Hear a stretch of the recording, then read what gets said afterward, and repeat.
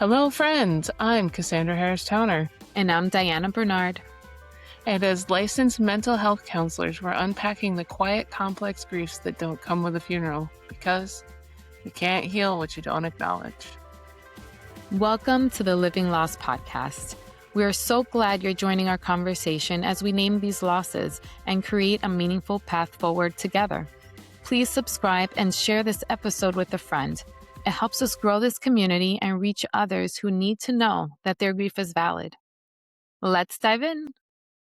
We talk about quiet losses on this show, and today we're looking at the season we have currently coming to a close, which is kind of a loss in and of itself. It's a little bittersweet, But it has been an amazing experience and has given us the opportunity to explore the various themes we've recognized throughout the show, including, but not limited to, identity loss, disenfranchised grief, safety and grief, and even ambiguous loss. And we've also had a lot of learning behind the scenes. From learning how to set all of this stuff up, learning how to edit,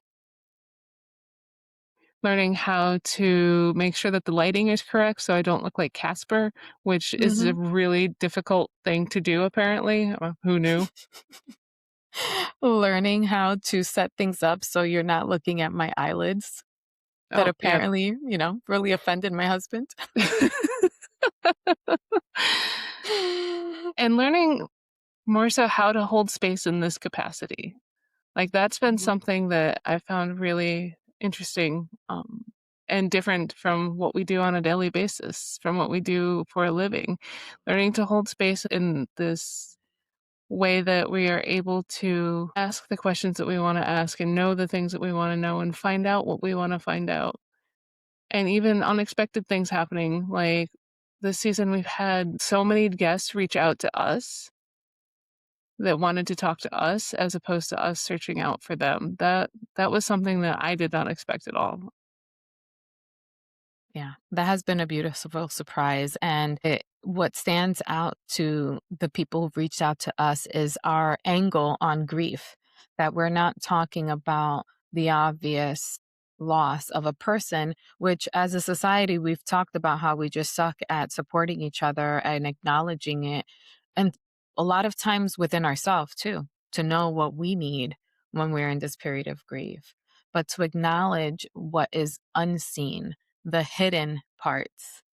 Even behind the scenes stuff is between you and I, how we're really close. And this has given us a completely different experience of learning about what are your strengths, what are my strengths, what are our challenges, communicating in a different way.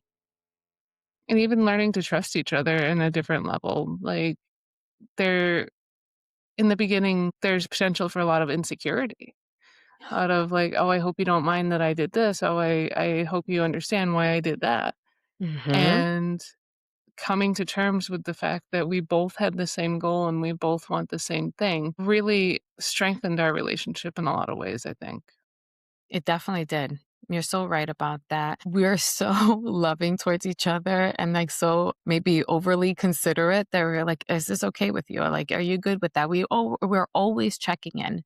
And this podcast has been a lifeline for me in so many ways when it comes to our partnership as well. When you mentioned safety and grief, for me to have this unexpected loss and for you to show up for me the way you have, not only in keeping this podcast going, because you know how important it is to me, but as a friend. Oh, you hit me in the feelings. We don't need to do that today. Come on now. That wasn't nice. Listen, if we don't cry, we're not doing it right. No, but seriously, we have a lot of admiration for each other on a different level because the way you showed up to do interviews, like these are things we talk about behind the scenes. We're not interviewers, right? This is not something that we do, and it's different than therapy. And you showed up and interviewed people that, well, one, we kind of knew from college, but then the other two, we didn't.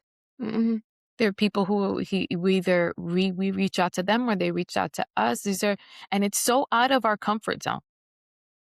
But it's been so fantastic and so much fun. Like, the conversations we have tend to be a little bit on the heavy side sometimes, which is it sounds strange to say that I'm having a good time doing this, but I'm legitimately having a good time doing this.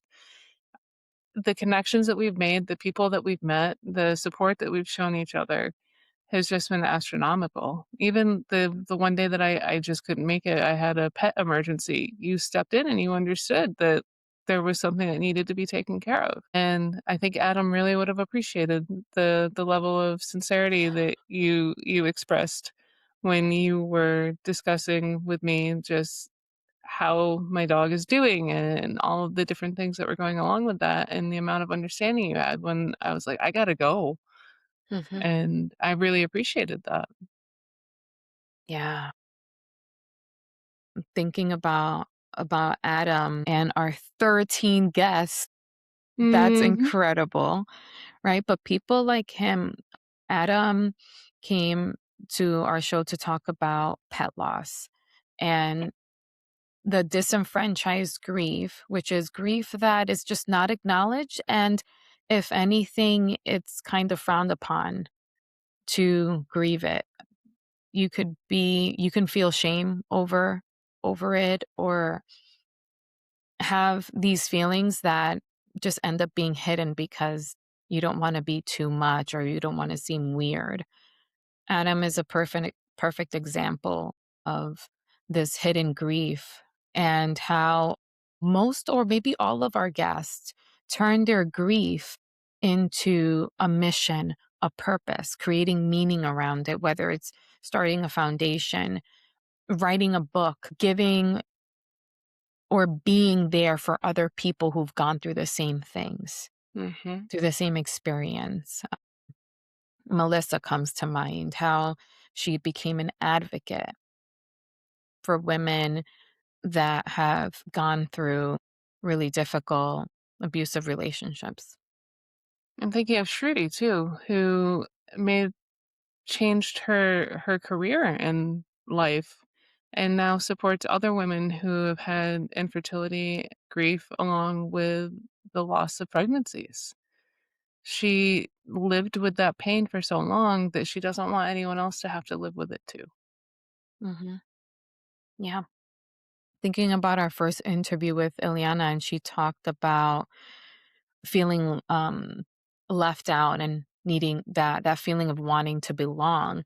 She didn't start a foundation or write a book, but she works in HR. And because of her own journey and her own healing, the way she approaches people and wanting them to feel like they're part of the business and the community that they're building, the feeling that she wants to provide, that's a completely different way of approaching like how you live out these experiences that may have been or were really hurtful and were maybe dark times, but to turn it into something beautiful.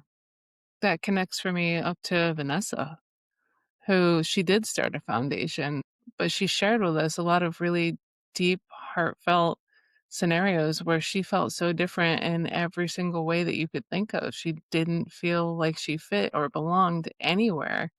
And so she made her own life. She made her own identity. She made her own world where she could fit the way she wanted to.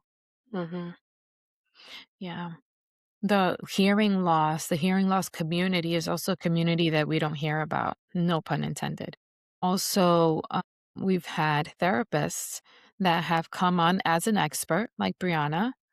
She talked about eating disorders. And again, not from the perspective that is obvious, is the perspective of how do I experience life if I don't have an eating disorder? Who am I without it?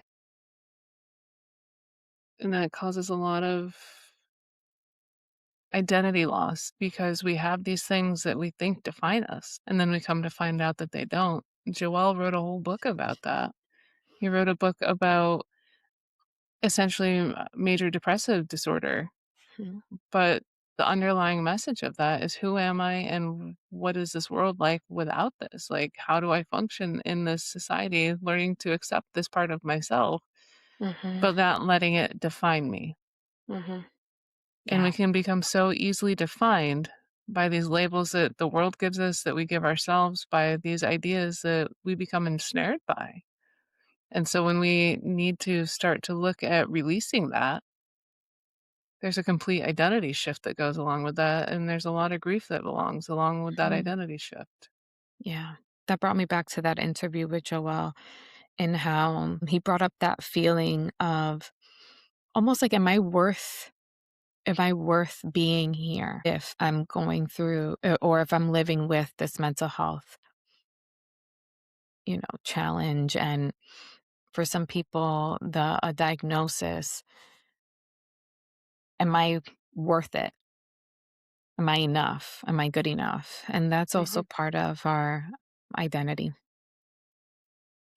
We also had Suyapa, who is a therapist, but she came on to talk about uh, another experience that we don't hear about. It's being the sibling of a person with a disability. And that is something that we don't really hear about. I know Mhm. I've seen it in my own family when you have a sibling that has a more obvious, greater need, whether it's physical or is emotional. How does that feel for the other sibling? And I learned a lot from her too about what was it, The glass child. the glass child. That was a concept that I wasn't so familiar with. So we have also learned so much through the interviews that we've had. Absolutely. And we had the author on, Susie, who talked about her role as a caregiver. I And was thinking about it's her just now. similar but not dissimilar to what Suyapa Mhm, talked about, because there's this expectation that you just do the thing, mhm, and you're not allowed to feel any kind of way about it. You're not really allowed to talk about it, because who wants to know about how much this is a struggle for you? So it almost becomes sort of like a glass child kind of scenario where you're there, but you're not seen. mhm, Things are expected, but you're not validated. mhm, I don't know if that makes mhm. sense, but It does. that's how.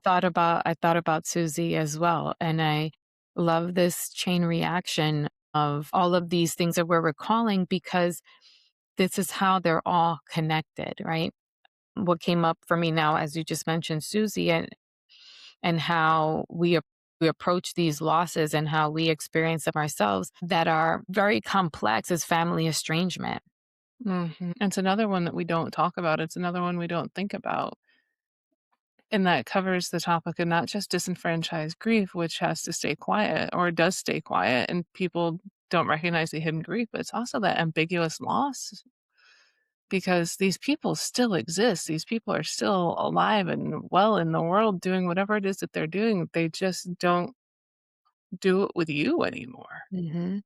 Right, and in completely different capacities, because Susie had her husband with Alzheimer's, and she lost the version of her husband that she fell in love with that would finish her sentences, and he was still alive, and she mentioned in that interview how it felt almost wrong to talk about him in past tense because he was Mhm, still living there. He was still living. They were still together, sleeping side by side in bed, mhm. right? And with Lee is these family members are alive. She doesn't know where she fits in or if she fits in, and the complexities of all those relationships The of people who are dynamics. alive. Yeah. Yep. Of people who are alive, but we no longer have connection with. And then there's the idea of who we thought we were in relation to these people. And then we met Bridget, who thought about who we were in relation to ourselves. She talked to great length about alopecia and what it meant to her to have it versus what she thought it was going to be like initially, Mhm. and the identity shift that had to come for her while she was learning to accept this loss that she never asked for. Mhm. Yeah, that was a beautiful example of that hidden grief, of camouflaging, of masking, of hiding. And then there were our episodes that it was you and I. And at the beginning, talk about behind the scenes, we thought that was gonna be most of the show. Absolutely, We we thought did. that it was gonna sprinkle in here and there an interview or 2, and, I mean, I'm not great with math, but let me think. Has it been, like, almost even or actually more interviews than solo? So we have had 24 episodes. This will be our 24th episode. Yeah.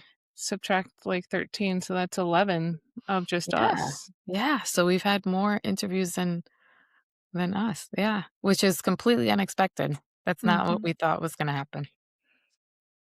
I Yeah. know that moving forward, you were hoping to have a little bit more of us doing one-on-ones in season 2, and at the same time, I really love the voices that we've heard from, like, the Mhm, stories and the ideas and the changes and the growth that we've mhm, seen these people walk us through. It's been an honor to be part of mhm, these stories, and it's also been an honor to share our own. mhm. Yeah. Yeah, no, definitely. I will always love, as you know, this is why I couldn't do this by myself. I'm like, I can't talk to myself. I love having these conversations. And I think for you and I, the episodes that we got a lot of good feedback from, I think is like our people, like the elder millennials, when we talked about like collective grief and the things that we have experiences, the losses in this massive way throughout our lives, throughout these decades, and how we kind of feel united in it Mhm. because we went through these things together. I think that when we're talking about like midlife in our generation, those were episodes that we had a lot of really good feedback on. And the episodes that we've talked about everyday things like parenting or the certain sort of Yes. grief that comes around holidays or even the hidden grief of doing things like visiting home but knowing that it's not home anymore. Hmm. We've had phenomenal feedback from things like that just because it's so relatable. Right. Even with Christine, like she talked about parenting, and we kind of blended that into even into our conversations because that is so present. We're parents, like we're going through this in real time. Mhm. And it's Yeah. interesting because when we first started, I was a little bit nervous that we weren't gonna have people to interview, that it was gonna be a scramble or we would just keep having to tap in our friends. And I had someone ask me how we still find new content. How is it possible that we still have things to talk about? And it's because every story is so different. Everyone's experience is so different. There's always something that we can talk about. I love the idea that listeners reach out to us with ideas. We've had that happen a few times as well, that Mhm, people are looking to us to help them kind of process what it's going through by sharing the experiences that we've had as well. mhm. Yeah, yeah. Talking about that is what we want to see in season 2 are more of those conversations, Mhm. highlighting the thing is that a person can come and speak on their story of living with alopecia and have a completely different perspective. Absolutely. Everyone has their own take on these hidden griefs and these underlying losses that aren't brought to the surface, that nobody sees. Mhm, And to give someone the opportunity to talk about that. And we agreed early on that we need to be mindful of the degree of which people have healed before we discuss certain topics. And I think the people who have reached out are people who have worked through a large majority of the loss or are still working through it, but also can look on it with like almost a hindsight. mhm, And that's been remarkable to witness is the amount of growth because the the flow a lot of the times comes from what was it like for you? And then we move forward from there. mhm. And so to hear where people started or where their story with grief started or whatever the case may be to where they're at today, Mhm. it's incredibly powerful. Mhm. And we do say that the living loss lesson is our favorite part. It is because it gives us hope, right? You were saying how the topics we talk about are heavy, and we're always left with so much hope through the lessons that we hear. Through a lot of times we want to know, but how? And we've gotten so many tactile things that we can do or even be inspired from or look at the meaning they created and saying like, yeah, well, that applies to me too. And I didn't think of it that way. Mhm. And sometimes we've even had people not know how to name what had happened until we got talking about it, or they hadn't really thought about it until we started speaking on it. And I always enjoy watching those little aha moments. We recently My had an favorite. interview that has not aired yet. So just saying, we got some stuff coming up in season 2 already. Mhm. And the individual had a little bit of an aha moment. And I thought that was such a fantastic thing for us to have been part of. So powerful. I would agree that, and I believe that in every episode and in all of our interviews, including our own conversations, that we've had moments that we realize something that we do get, what do you say, like hit in the feels? Yeah. Whether it's with you and I or with someone we're interviewing, that we do get hit in the feels, that we do have these really human moments of connection. Mhm. I remember one person specifically that we interviewed, I was visibly moved by their story, and they said afterwards that they almost stopped to make sure that I was okay, and I was really grateful that they didn't because it would've changed the entire Yeah. flow of the interview, and it meant a lot to me that they were willing to allow me into that space with them. Mhm. Again, you had mentioned safety and grief. And this is what we want, right? To provide a place of safety for people, to be able Mhm. to name the losses, to know that those feelings and those experiences are valid, and to have courage to share it. And we got a lot of really great tips on how to do that from most of our guests. It was a pretty common theme across the board was, "This is how I wish I had been supported. This is what I've learned, and this is what Mhm. I'd like to share." And when Heidi came in and just did an entire episode about that, it was so moving because the experiences that she'd had and the things that had been done and said around her, we can easily shake our head at, but at the same point in time, I know that I've said some of those things. I know that my intentions were not to harm anyone. I just didn't know what to do with it. Same.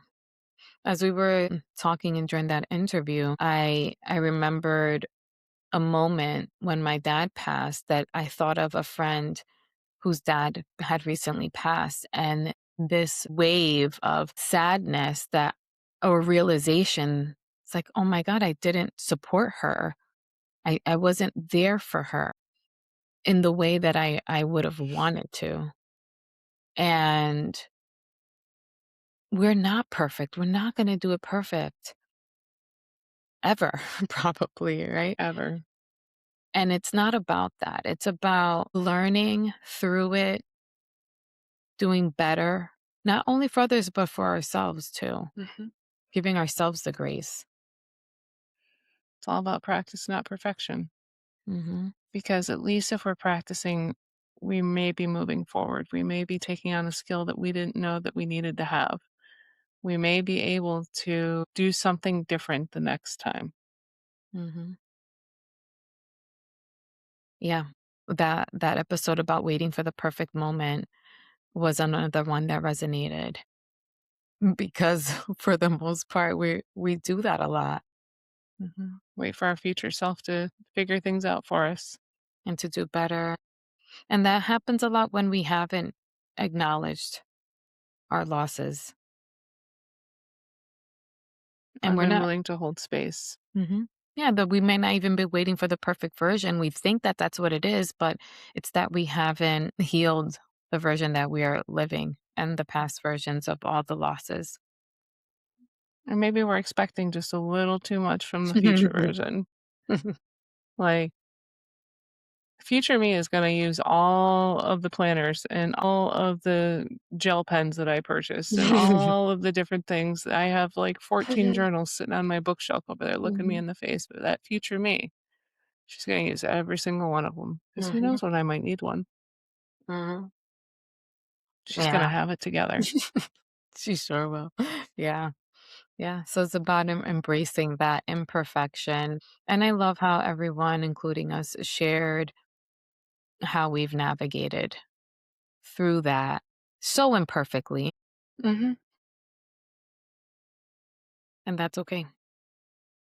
It has to be Mhm, because that's the only way to do it. mhm. So, Cassandra, what is something that you're looking forward to for season 2? Whether it's topics or anything. I'm really looking forward to just seeing if we can grow this community, honestly, and reach more people because this has been such a pivotal thing for me that I really, really would love to share it with others, and I want to keep sharing it with others. We have some very consistent listeners, which I think is just a beautiful, beautiful thing. And then we get people that like log in from all over the world, and that just Cool. means so much to me. And so I'm really looking forward to seeing who else we can reach and who else we can share this with because we're all carrying some kind of grief, every single one of us. And whether we recognize it or not, it's there and it deserves to be acknowledged. Hmm, How that's about you? beautiful. That's beautiful. It's so funny. Usually in living lost lessons, you're like, well, how am I going to follow that? Now I'm like, well, how am I going to follow that? You're welcome. Because isn't that the point? And within that sentiment is to continue to highlight these experiences that we don't talk about. One of them that keeps coming up for me is loneliness. Mhm. And it presents differently in men and women, right? So loneliness in men, it's different. They experience something different. And I'm looking forward to meeting people who want to share their story when it comes to loneliness for us to not only to spread the message, but to inspire change, to help people figure out how to get out of that loneliness, to empower people to make changes. And it's so funny because we just had the pre-interview today for an interview we're going to do the next season, and he talked about this is a sneak peek about about how we have everything that we need within us. And hope that all of these episodes helps you find that thing that you already have within you. I'm also looking forward to having more people reach out to us. Hint, hint, listeners, whoever you might be, with topic ideas. What do you want to hear about? What do you want us to talk about? Mhm. What's something that you think is unrecognized but valid in your Mhm. world that you want to see explored? More than happy to do that. Yeah. And you do not need accolades at all. You don't have to have written a book. No, You don't have to have any of that. Actually, in our interviews, when we hear all the accolades, we're like, yeah, and what are your losses? What are those hidden experiences that you're actually here to share? Because it's not about the accolades. Is it cool? Sure, you have different experiences, but it's not, it's truly about the human hmm experience. So we would every love, single yeah, time. we would love for you to reach out, whether it's with topic ideas or for you to come on the show. Even if you think you would never. I never thought I would, and then that's how we ended up here, quite honestly. Diana was telling me about this idea that she had and this thing that she wanted to start doing, and she wasn't sure how she was gonna talk to herself, and I was like, "Oh, you wanna talk to me?" Sure do. I jumped right on that. I'm like, "You sure?" Because She's that like, sounds "I'd love to amazing. have you on the show to be interviewed." I was like, "I could just do it with you." And she's like, "Oh, yeah, let's do that." And it's been just an amazing experience. I look forward to doing this every week. Same here. Same here. So, since we always end with a living loss lesson, what is Mhm. something that you have learned through this season?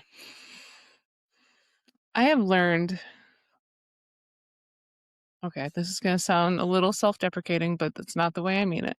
I Mhm, have learned how many times I have fallen short on supporting those who are grieving.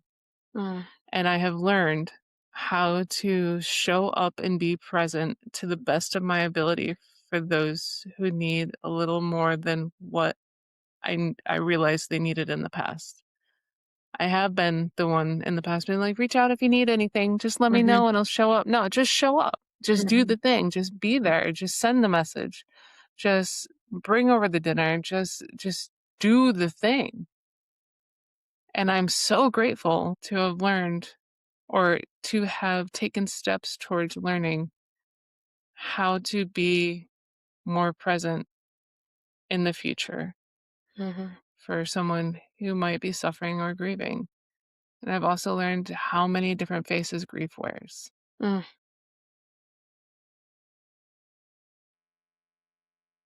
How about yourself, Miss Diana? I think what comes to the top, there's so many things, but is this deep gratitude for this happening exactly when it did. Mhm. Because you're right, I've been thinking about this for years. And whether I felt like it wasn't the right time or there was too much to figure out, there was a piece that came over me of this is going to work out. Do it. Just do it. And I have a lot of gratitude for the support that the podcast encompassing all of it, all of the experience I've had with you and with everyone we've interviewed, all the behind the scenes things, all of the learning. I just feel immense gratitude for that feeling of being held through this season. I mean, I think we have things that are personal to us that we don't share that are seemingly small, right? That it's we still tend to think that a death is the ultimate grief. But we have experienced so much loss in these past 6 months in different ways, but we have also gained Mm. so much love, so much support through it. So many aha moments. I mean, like lost count how many realizations you and I have had, just like the one you just mentioned. So just a lot of gratitude. And I Yeah. do think that you had mentioned it before, and I'm going to say it again. Even our own personal connection has grown in a way that I didn't expect. But I don't I don't wanna say you couldn't do it without me, and I don't wanna say I couldn't do it Mhm, without you, but I don't mhm, think either of us would have gotten this far solo. mhm, mm-mm, Because 24 episodes and not missing a single week is something that not everyone can do. And even mhm, if some of them were repeats, that's okay, and we just kinda learned to roll with it. Like, I think it's a really perfect push and pull. mhm, We were discussing various tasks that we do earlier, and my strengths might be something that aren't yours and your strengths might be something that aren't mine, and they just seem to mhm, work really well together, and for that mhm, I'm grateful. So mhm. thank you for letting me be part of this thing that you've been thinking about for years. Yeah. I'm grateful. I wouldn't be the same without you. If you would have done this on your own or myself, it is what it is because of the both of us. So Yeah, buddy. I love that. You said that in our first episode and I laughed out I loud knew I while I had was to throw it editing. in the last one. That's so funny. But I want to thank you, Cassandra, and thank every single guest that we've had on this show, every single person that has listened, even if for 5 minutes. I am, and we are deeply grateful to you for being a part of our circle for these past 6 months and today. And remember that by sharing this episode, you're helping us reach someone else who is carrying their loss in silence. Let's keep growing this community together. Subscribe, follow, share, and know that your story matters. And just as a reminder, this podcast is for educational and entertainment purposes only. While we are therapists, we are not your therapists, unless you would like us to be. Then you can look at our stuff in the show notes. I'm just throwing that out there. But this does not replace professional mental health care. If you feel like you would like to speak to someone, please reach out to a professional near you.